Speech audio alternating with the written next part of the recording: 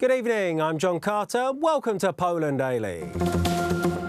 Today was Andrzej Duda's first day of his visit in the United States. He met with US President Donald Trump and they had their meeting today. The conclusion of the meeting was that Poland and the US will improve their military cooperation and commercial ties. Well, they're talking about 2,000 troops, but we'd be taking them out of Germany or we'd be moving them from another location. There would be no additional troops to Europe.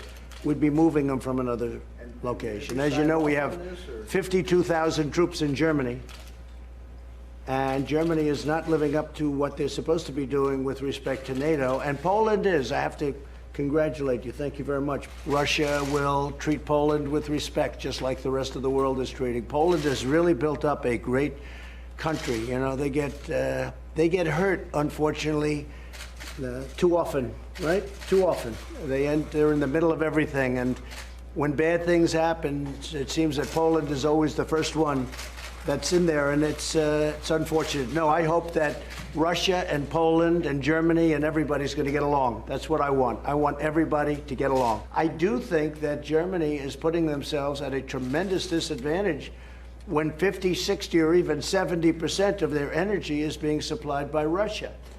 I don't know how you can do that. Prior to his meeting with Donald Trump, the president of Poland, Andrzej Duda, walked out to meet members of the Polish diaspora showing their support for the Polish-American alliance in front of the White House.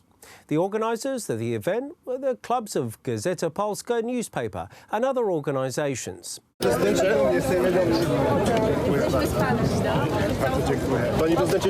Mr. President, is this an important day for Poland? I believe it's an important meeting and should be a very pleasant one. It should also be beneficial for our country, not only in terms of military security, but also the economy for years or perhaps decades. It's possible that today we will decide on some very important matters and sign important documents concerning the Polish-American cooperation in energy and military security. After today, we may see a new formula of our alliance.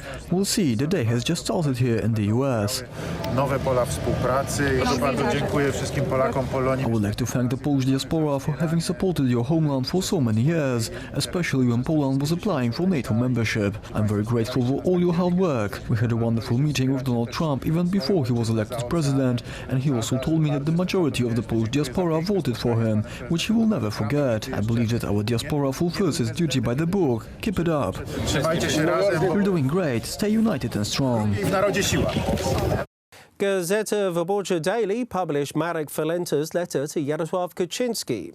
The businessman, who was sentenced to 2.5 years in prison for his involvement in the so-called tape scandal, has called for an intervention from the Law and Justice leader that would allow him to avoid punishment.